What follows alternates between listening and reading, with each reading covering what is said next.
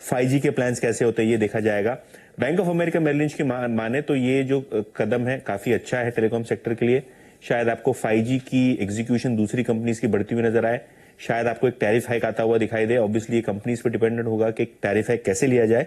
और आखिर में जो सरकार का सपोर्ट आया है VIL के लिए, शायद आपका जो टैरिफ हाइक है उसको भी बहुत जल्द रूपरेखा दी जाए, ऐसा उनका मानना है। तो वोडाफोन और इंडस टावर दोनों में इसका रिएक्शन है। वोडाफोन इसलिए कि जो यतिन आपको खबर बता रहा है, और इंडस टावर की है, इनके टेनेंट है, तो अब ऑब्वियसली बात है जब टेनेंट की सिचुएशन इंप्रूव होगी तो जो ओनर है उनकी सिचुएशन में भी उसका रिएक्शन आएगा। तो इसलिए आप 13% ऊपर इंडस टावर को भी देख रहे हैं।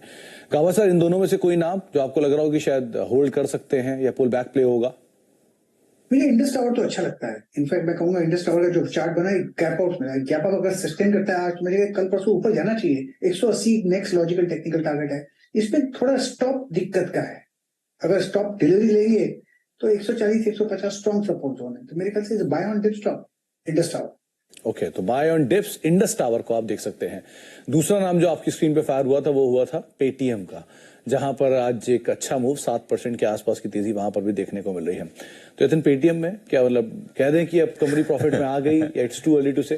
तो देखिए सुमित, जो आंकड़े कंपनी ने पेश किए हैं वो अच्छे हैं, ग्रोथ अच्छी है, लेकिन प्रॉफिटेबल ग्रोथ की तरफ जो कंपनी ने गाइडेंस दिया था कि adjusted for ESOP cost break even होगा, वो एक्चुअली 3 क्वार्टर पहले ही कंपनी ने दे दिया है। ऑब्वियसली ये एबिटा ब्रेक इवन इसलिए भी हुआ है क्योंकि यूपीआई की पेमेंट्स के लिए सरकार भी इंसेंटिव्स देती है, और कहीं ना कहीं वो इंसेंटिव्स की वजह से भी आपको एबिटा में अच्छी खासी बढ़ोतरी देखने को मिली है। ऑब्वियसली अगर हम वैल्यू ऑफ लोन डिसबर्स की बात करें तो करीब करीब 10,000 करोड़ रुपए के आसपास ये आंकड़ा पहुंचा है, जो पिछले साल के मुकाबले लगभग 4 गुना बढ़ा है। ऑब्वियसली अगर गोल्डमैन सैक्स की बात करें तो उनका यहाँ खरीदारी का टारगेट जो है 1150 रुपए है, और गोल्डमैन को लगता है कि जिस हिसाब से कंपनी ने प्रॉफिटेबिलिटी इंप्रूव की है, आने वाले क्वार्टर्स में और भी तेजी से आपको एबिटा मार्जिन बढ़ते हुए दिखाई देंगे। इनफैक्ट उनको लगता है कि मार्च तक इनके एबिटा मार्जिन जो है एडजस्टेड बेसिस पे 6% होंगे, और FY24 में जो इनका पिछला अनुमान था उसके मुकाबले 30% का इन्होंने रिवीजन किया है ऊपर की तरफ, और शायद इसीलिए स्टॉक लगभग डेज हाई पे है। जब मार्केट थोड़ा बहुत वीक लग रहा है, ये स्टॉक 7% ऊपर दिखाई पड़ रहा है।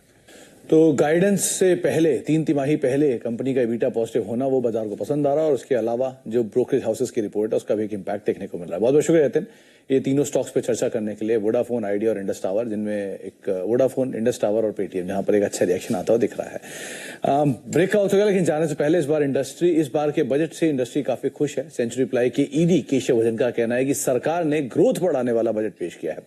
आपको सुनवा देते हैं। मुझे लगता है कि ये बहुत बढ़िया बजट है। इस बजट में गवर्नमेंट ने दोनों लॉन्ग टर्म और शॉर्ट टर्म पे फोकस किया है। पिछले बजट्स में भी गवर्नमेंट ने अच्छे स्टेप्स लिए थे, लेकिन इस बजट में मुझे लगता है कि उन्होंने पास्ट को भी एक्सीड किया है। बोथ कैपिटल एक्सपेंडिचर को जो बढ़ाया है इन्होंने 10 लाख करोड़ से ऊपर किया है। इससे इकोनॉमी में इम्पेटस आना चाहिए, इस साल के लिए ही नहीं बट लॉन्ग टर्म के लिए भी। साथ ही साथ जो प्रधानमंत्री आवास योजना पे उन्होंने एक्सपेंडिचर को बढ़ाया है, वो पूरे real estate and housing sector को बूस्ट करेगा, जिससे पूरे इकोनॉमी को एक अपलिफ्ट मिलना चाहिए।